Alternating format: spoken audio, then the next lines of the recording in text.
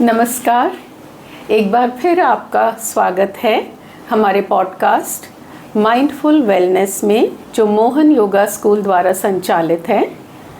आज हमारा 5th episode है फूड मंत्रा पर, और आज हम इसके अंडर डिस्कस करने वाले हैं, समझने वाले हैं कि भोजन क्या हमारे शरीर को ताकत और पौष्टिकता देने के साथ साथ किस तरह हमारे शरीर से डिटॉक्सिफिकेशन का प्रोसेस होने में मदद करता है, यानी कि शरीर में जो भी हानिकारक तत्व हैं उनको किस तरह हम बाहर निकाल पाते हैं। तो ये हम आज समझते हैं डॉक्टर मोहन से, जो हमारे साथ स्टूडियो में उपस्थित हैं। नमस्कार डॉक्टर साहब, वेलकम। नमस्कार। आज ये हमें बताइए कि भोजन किस तरह हमारे शरीर के डिटॉक्सिफिकेशन प्रोसेस में भी मदद करता है।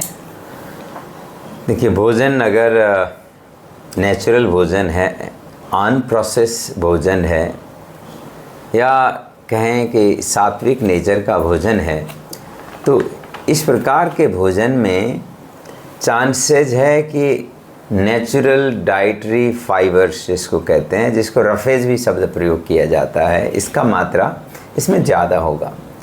तो जब हम भोजन ग्रहण करते हैं, इसका डाइजेशन प्रोसेस मैंने कई बार कहा है कि ये मुंह से ही शुरू हो जाता है। चर्निंग प्रोसेस से ही डाइजेशन शुरू हो जाता है। इनफैक्ट देखने से, सोचने से भी एक हद तक डाइजेस्टिव एंजाइम बन चुके होते हैं, और उसके बाद जब भोजन आंतों में पहुंचता है, या पहले पेट से होते हुए आंतों में पहुंचता है, वहाँ कई प्रकार के डाइजेस्टिव एंजाइम बन कर के भोजन को गलाने का काम, उसको रस में कन्वर्ट करने का काम होता है। वो रस एब्जर्व होकर के रक्त में मिल जाता है। बाकी जो बचा हुआ पार्ट है उसको शरीर से निकालना होता है, और उसको निकालने के लिए शरीर के अंदर से पूरी तरह से बाहर रिलीज़ कर दें, उसके लिए डाइटरी फाइबर्स अर्थात रफेज का आवश्यकता होता है।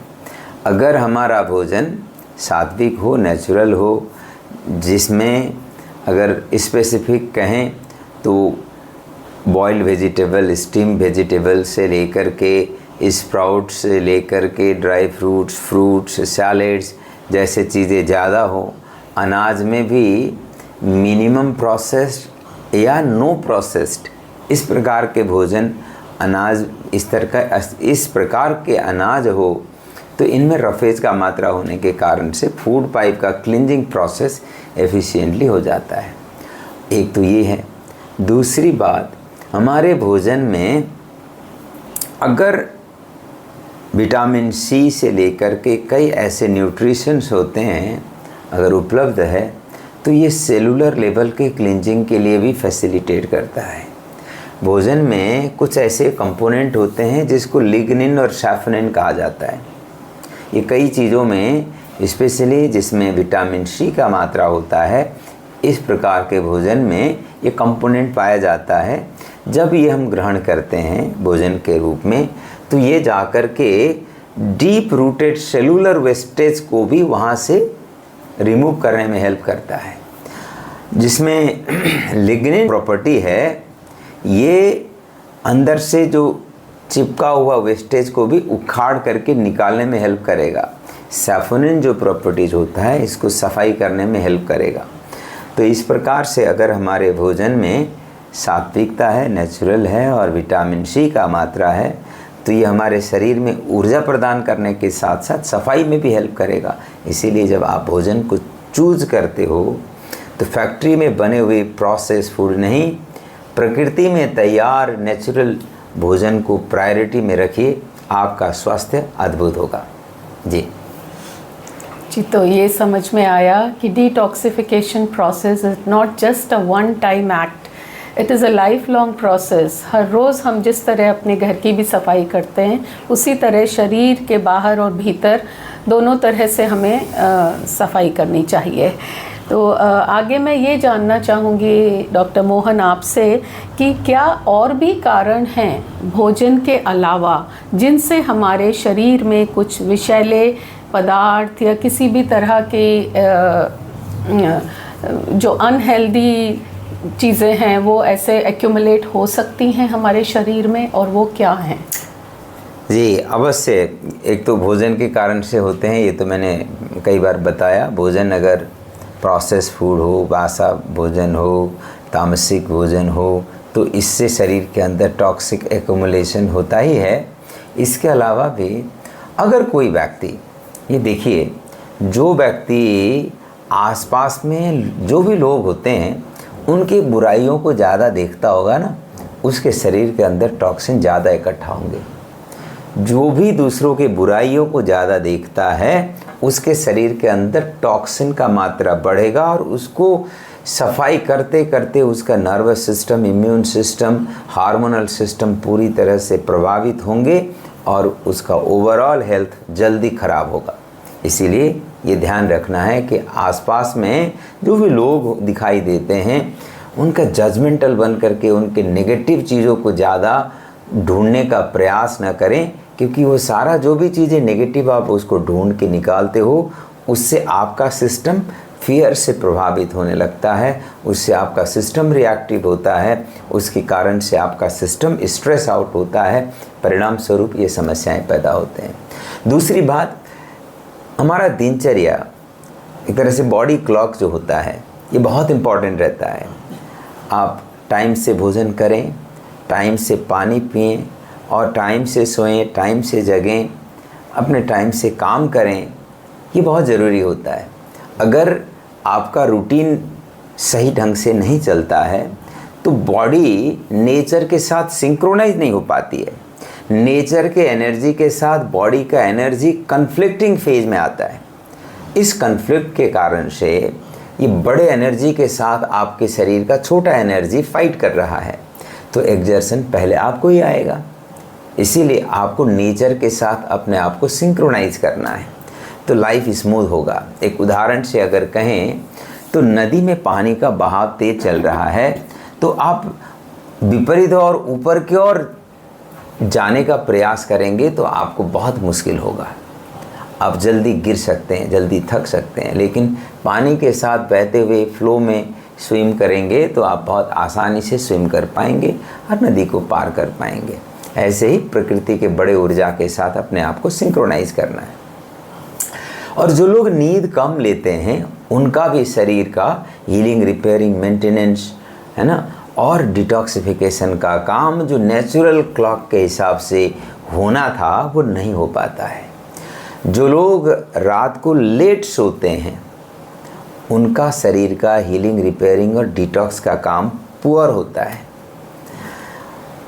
नॉर्मली कई सारे स्टडीज सपोर्ट करते हैं, सजेस्ट करते हैं कि 12 बजे से पहले का नींद का जो 1 घंटा है, 12 बजे के बाद का नींद का 2 घंटे से लेकर के 4 घंटे तक को रिप्लेस करता है in terms of its quality in healing, repairing, maintenance and detoxification work.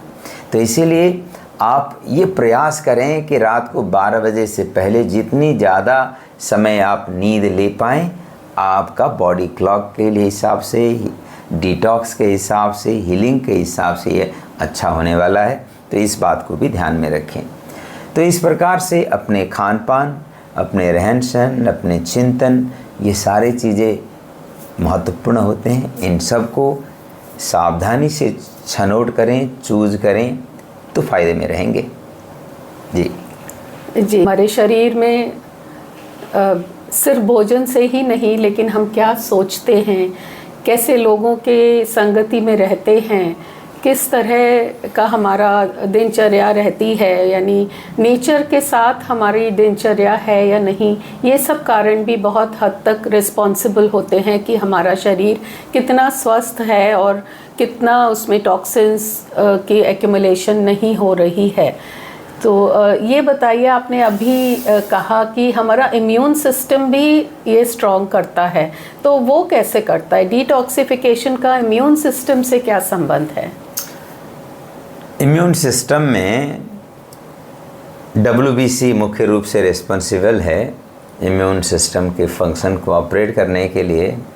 तो इसका सबसे बड़ा एक महत्वपूर्ण काम होता है शरीर के अंदर सेलुलर वेस्टेज को फाइंड आउट करना और उसको कलेक्ट करके डिटॉक्स डोर तक पहुंचाना। इसका दूसरा काम होता है शरीर के अंदर जो भी फॉरेन बैक्टीरिया आते हैं जो शरीर को नुकसान पहुंचा सकते हैं, उनको चुन चुन करके फाइंड आउट करके उनको कैद करना, उनको डिस्ट्रॉय करना, उनके शरीर के सिस्टम से उनको अलग करना, उसको रिमूव करना, ये भी इम्यून सिस्टम का काम है। तो अगर आपका भोजन सात्विक रहता है और आपका दिनचर्या ऑर्गेनाइज रहता है तो आपके शरीर के अंदर एक तो वेस्टेज बनने का प्रक्रिया कम हो जाता है, दूसरी ओर आपके सिस्टम के ऊपर ओवरबर्डन होता नहीं है, सिस्टम को एक तरह से रेस्ट मिलता है। उस रेस्ट वाले फेज में शरीर आराम से, शरीर का जो भी इम्यून सिस्टम है वो आराम से शरीर के अंदर जो वेस्टेज है, टॉक्सिन्स है, फॉरेन बैक्टीरियाज, वायरस है, उनको डिटेक्ट कर पाती हैं और उसको डिस्ट्रॉय करते हुए अपने आप को रिलैक्स रख सकती हैं। इसके विपरीत अगर शरीर के अंदर डिटॉक्स प्रॉपर नहीं हुआ तो शरीर में टॉक्सिन का लेवल बढ़ते ही आपका इम्यून सिस्टम के ऊपर बहुत बड़ा लोड पैदा हो जाता है और उसको करते करते इम्यून सिस्टम एग्जॉस्टेड हो जाता है। चाहे वो कैंसर हो या इस प्रकार के ऑटो इम्यून डिजीज वाले कंडीशंस के पेशेंट्स हों, उनका normally immune system over exhausted होकर के कोलैप्स फेज में पहुंच रहा होता है। तब जाकर के स्वेलिंग से लेकर के टॉक्सिक रिटेंशन से लेकर के कई प्रकार के ऐसे कंडीशन पैदा हो जाते हैं, उसको पार पाना, उससे उभर पाना लोगों के लिए मुश्किल हो जाता है। इसलिए ये बहुत इम्पॉर्टेंट है आप समय से अपने आहार को इम्प्रूव करते हुए इम्यून सिस्टम को सपोर्ट करें। जी, यानी डिटॉक्सिफिकेशन प्रोसेस अगर अच्छे से होता है, इम्यून सिस्टम स्ट्रांग होता है तो हमारे शरीर की वाइटैलिटी, एनर्जी पावर बहुत अच्छी रहती है। हम जो भी कार्य करते हैं, जिस भी फील्ड से हैं, उसको हम बहुत अच्छे से पूर्ण कर सकते हैं और एक स्वस्थ मेंटल और फिज़िकल हेल्थ को मेंटेन कर सकते हैं। तो इसी एपिसोड को हम यहाँ पर विराम देंगे और अगले एपिसोड में हम एक बहुत ही इंटरेस्टिंग टॉपिक लेकर आपके साथ आएंगे, food combinations, compatibility and incompatibility, इसको डिस्कस करेंगे। हमें ज्वाइन करना ना भूलिएगा, सब्सक्राइब करना ना भूलिएगा। जल्द ही आपके साथ फिर जुड़ेंगे। नमस्कार। धन्यवाद। नमस्कार।